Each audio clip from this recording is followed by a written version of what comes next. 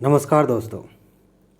तैयारी के दौरान एक समस्या कभी कभी बहुत ज़्यादा परेशान करने लगती है कि जो कुछ भी हमने पढ़ा है अभी ध्यान में नहीं आ रहा है कि वो है कहाँ। मतलब पढ़ा है और भूल गया। कभी कभी हम अपने आप से पूछते हैं कि क्या पढ़ा था आज, और कुछ भी दिमाग में नहीं आता। कोई सामने से पूछ लेता है कि तुमने इस बारे में पढ़ा है। पढ़ा तो होता है लेकिन दिमाग में नहीं आता कि इसके बारे में बताएं क्या। और उस समय हमको एहसास होता है कि जो कुछ भी हम पढ़ रहे हैं वो सब भूलता चला जा रहा है। उसके बाद से आत्मविश्वास कम हो जाता है। इसका क्या उपाय है? देखिए, एक बात आपने अक्सर सुनी होगी कि इंसानों की एक ख़ास बात यह है कि वो चीज़ें भूल जाते हैं। ये बहुत अच्छी बात भी है। अगर आप बहुत सारी चीज़ें नहीं भूलेंगे तो दिमाग में वो सब कुछ इकट्ठा रहेगा और आदमी पागल हो जाएगा।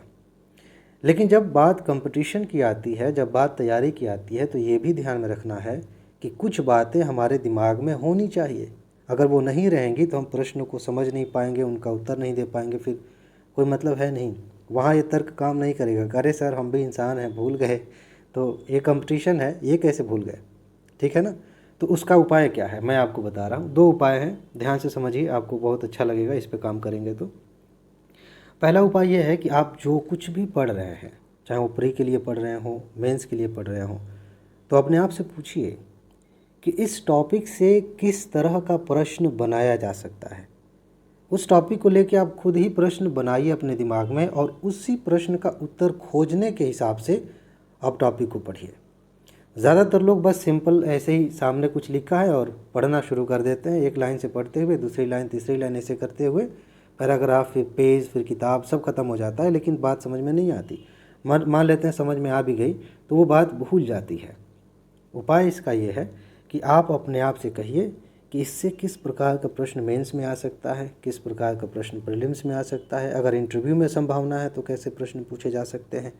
इससे होगा क्या कि जैसे ही आपने क्वेश्चन पूछा, आपका दिमाग उस टॉपिक को लेकर और ज़्यादा जागरूक हो जाता है और अच्छे से ध्यान दे पाता है, और चीज़ें और बढ़िया तरीके से, व्यवस्थित तरीके से दिमाग में बैठ जाती हैं।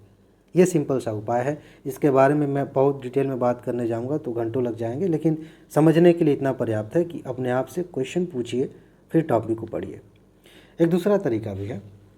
फिलहाल इस तरीके में एक चीज़ काम आएगी। जैसे आप मुझसे दोबारा पूछ सकते हैं कि सर, हम कैसे जानें या कैसे क्वेश्चन बनाएं, किसी टॉपिक को सामने देखते हुए हम कैसे पूछें अपने आप से कि इससे किस प्रकार का क्वेश्चन बन सकता है। जैसे मान लीजिए कि मैं अक्सर कहता हूं कि भूगोल से, मेरे कहने से नहीं, यूपीएससी ऐसा क्वेश्चन पूछती है कि भूगोल में जलवायु वाला जो पोर्शन है वहाँ से अक्सर प्रश्न पूछे जाते हैं। अब जलवायु को कोई टॉपिक आप पढ़ रहे हैं तो कैसे जानेंगे या कैसे अपने आप से सवाल बनाएंगे कि हाँ, ये पूछा जा सकता है, इस नज़रिए से इस टॉपिक को पढ़ा जाए। इसमें एक चीज़ हेल्प करती है, और वो है पिछले साल के प्रश्न। मुख्य परीक्षा के, प्रारंभिक परीक्षा के पिछले साल के प्रश्न जितने अच्छे से आप पढ़ेंगे, समझेंगे, उतना ही आपके लिए आसान हो जाएगा नए टॉपिक्स को पढ़ना, समझना, नए तथ्यों को याद करना। ये बहुत सिंपल सी बात है। और जो लोग पिछले साल के प्रश्न देखते रहते हैं, उनको दिमाग में बनाए रखते हैं, उनके लिए हमेशा दूसरों की तुलना में हमेशा एक फ़ायदे की बात होती है कि वो जो एग्ज़ाम देने जा रहे हैं उसमें फ़ायदे में रहते हैं। क्वेश्चन को आसानी से समझ पाएंगे, अच्छे से हल कर पाएंगे और समय की बचत भी कर पाएंगे। इसके बारे में मैंने पहले भी बात की, आगे भी बात करूंगा। लेकिन फ़िलहाल ये जो उपाय है कि क्वेश्चन पूछ कर फिर टॉपिक को आगे पढ़ना, अपने आप में अपने दिमाग में क्वेश्चन बनाकर आगे बढ़ना, ये जो तरीका है, इसमें पिछले साल के प्रश्नों को दिमाग में रखना फ़ायदेमंद होता है। ठीक है। दूसरे उपाय पे आते हैं। एक दूसरा उपाय ये है कि आप जैसे जान गए कि ये टॉपिक है, कंसेप्चुअल है, समझ में आ गया, लेकिन बहुत सारे टॉपिक्स ऐसे होते हैं जो सीधे सीधे फैक्चुअल होते हैं। जैसे मान लीजिए संविधान के आर्टिकल्स याद करने हैं, या हिमालय की कौन सी चोटियाँ जो हैं इधर भारत में है, कौन नेपाल में है, इस तरह से कुछ याद करना है। किसी की सहायक नदी, कोई नदी है, उसकी सहायक नदियाँ हैं दाहिने बाएँ की। तो इसमें ज़्यादा समझने वाली बात नहीं है, इनको रटना पड़ता है, इनको याद करना पड़ता है। ऐसे में सबसे अच्छा आपके लिए ये होगा कि आप ट्रिक लगा के चीज़ों को याद करें। बहुत सारे लोग कहेंगे कि ऐसा है कि ट्रिक वगैरह भूल जाता है या उतना शॉर्टकट में नहीं जाना चाहिए। भाई, आपको सिलेक्शन चाहिए कि आदर्शवादी होना है, पढ़ना है ना, चीज़ों को दिमाग में रखना है, तो सबसे अच्छा तरीका ये कि आप ट्रिक लगा के, जैसे भी हो, दूसरों का ट्रिक काम नहीं आता। मज़ेदार बात यही है।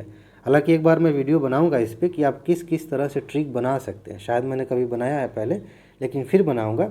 उससे आप हिंट लेके, बहुत सारे तरीके होते हैं ट्रिक बनाने के, किसी चीज़ को याद करने का, तो वो आप कर सकते हैं, उससे याद करिए, चीज़ें आसानी से याद हो जाएंगी। अदरवाइज़ आप सिर्फ ऐसे प्लेन ऐसे पढ़ते जाएं, किताब खोल के पढ़ते जाएं, नोट्स पढ़ते जाएं, तो ये समस्या कभी ख़त्म नहीं होगी। आप पढ़ लेंगे, रिवाइज़ कर लेंगे, बाद में समझ में आएगा कि कुछ समझ में नहीं आया, कुछ याद नहीं है।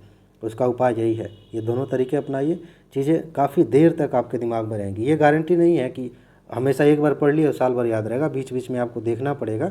देखते रहेंगे, चीज़ें दिमाग में ताज़ा रहेंगी, आराम से एग्जामिनेशन हॉल में जाएंगे, क्वेश्चन को देखेंगे, समझ में आ जाएगा। ठीक है जी। तो बस इसमें इतना ही बताना था, ये तरीका अपनाइए, मज़ा आ जाएगा। ठीक है जी। तो ये हो गया। और एक और चीज़ है, अपना ख्याल रखिए, खुश रहिए, मस्त रहिए, मुस्कुराते रहिए, जल्दी से सफल होइए और ज़िंदगी को एंजॉय करिए। आगे मिलते हैं। नमस्कार।